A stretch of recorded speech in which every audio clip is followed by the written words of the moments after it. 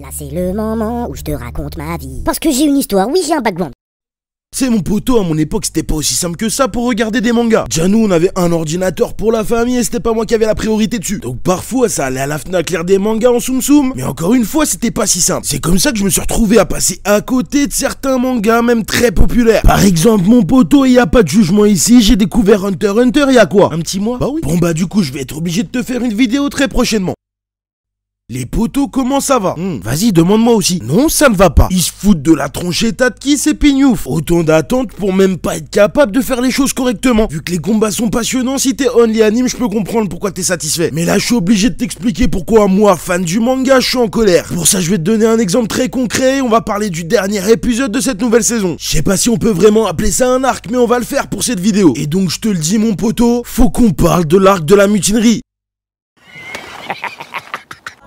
Moment opportun, c'est là que tout se jouera. Je suis dans l'arène comme dans Kengan Ashura.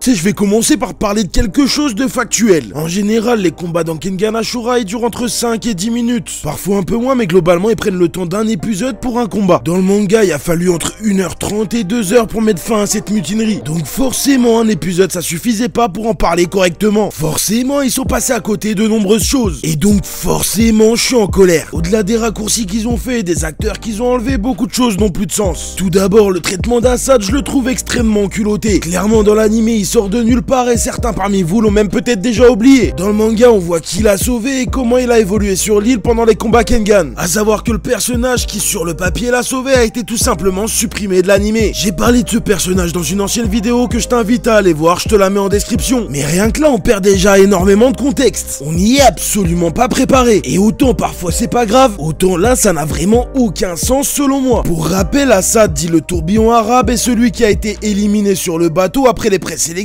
par un garde de Katahara Metsudo. Enfin du coup éliminé entre guillemets. Il a donc été sauvé par Koji qui fut un adversaire de Tokitaoma. On apprend donc plus tard que ce dernier a été engagé par Nogi. Voilà pour ces derniers, mais c'est que le début de tout ce qui va pas dans cet épisode. Par exemple, dis-moi mon poteau, est-ce qu'il y a rien qui te perturbe concernant l'infirmerie? Comment ça se fait qu'Oma et Kazuo soient autant isolés et qu'Haru soit seul dans le secteur? Quelques épisodes avant, Kiryu Setsuna s'interrogeait sur le fait que l'infirmerie soit pleine à craquer. Junseki Bayashi entre autres était lui aussi à l'infirmerie. Et donc je te confirme que lorsque les gardiens attaquent, ils sont 6 à protéger Oma. Et d'ailleurs pas seulement, puisque Mokishi Robinson est lui encore dans le coma. Et donc dans le secteur de l'infirmerie, on a Hanafusa Hajime bien évidemment, puisque c'est quand même lui qui les soigne. Junseki Bayashi accompagné de Kono Haruo, mais également Murobushi Gozo et Sawada Keizaburo, qui étaient quant à eux encore sous perfus après les raclés qu'ils ont pris. Et pour finir, Ryo Inaba qui passait certainement dans le coin à ce moment-là. Ils se battent en groupe et même eux ils ont du mal à contenir tous les gardiens qui sont dans le coin. Soit dit en passant, au niveau quantité, les gardiens sont beaucoup plus impressionnants dans le manga, puisque accessoirement ils sont juste 1000 à attaquer l'île. Je répète, ils sont 1000. C'est pas l'impression que j'ai eue en regardant l'animé. Bon, une fois que ça c'est dit, maintenant explique-moi mon poteau comment Adam Dudley a pu faire autant de dégâts seul. Je viens de te le dire, les 6 books d'avant ils ont galéré. Alors je vais te répondre, hein. Attention mon poteau, 3, 2, 1, en fait il était pas seul, tout simplement, puisqu'il est juste accompagné de Kaolan Mongsawat.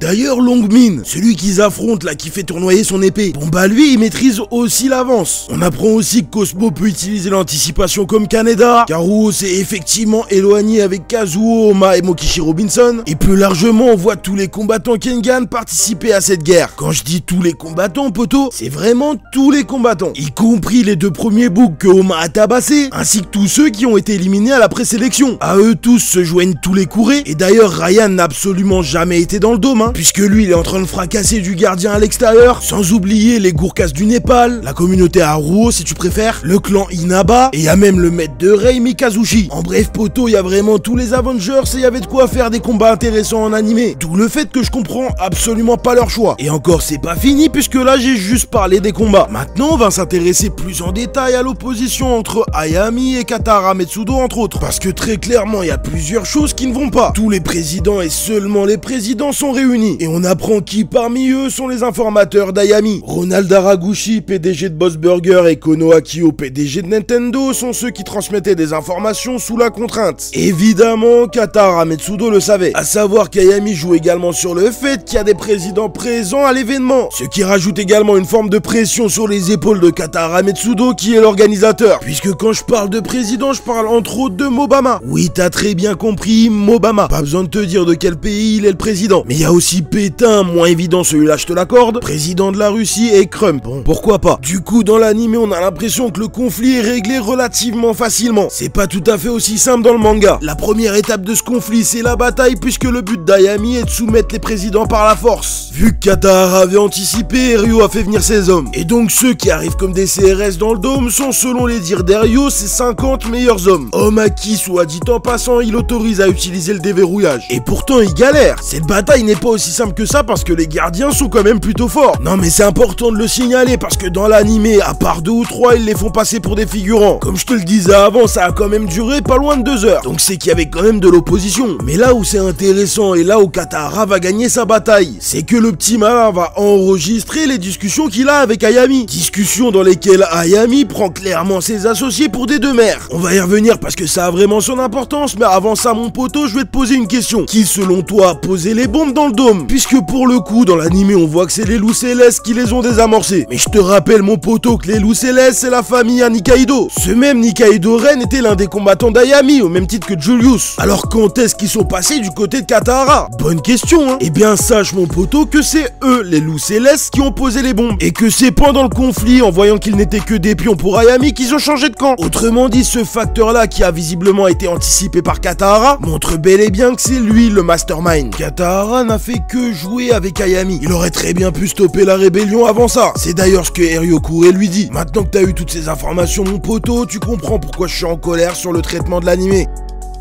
Ceci est un petit moment joué proposé par votre très cher moi-même. Ah oui, bien sûr, tu connais, ça va aussi compter pour le référencement. Dorénavant, régale-toi car à chaque vidéo, un petit jeu de la sorte sera proposé. Donc, poteau, fais pas le rat. Joue et donne ta réponse en commentaire. Bisous. T'as 5 secondes si possible sans mettre pause pour trouver ce personnage. Réponse dans la prochaine vidéo.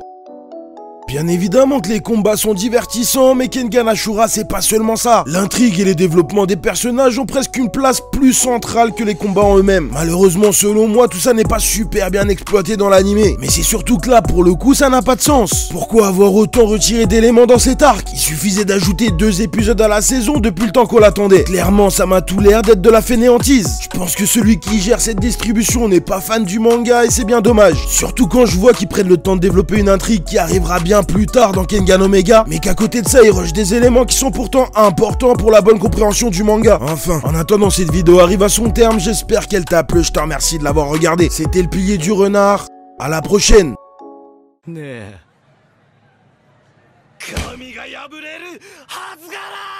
立てよ、ドクターオーバー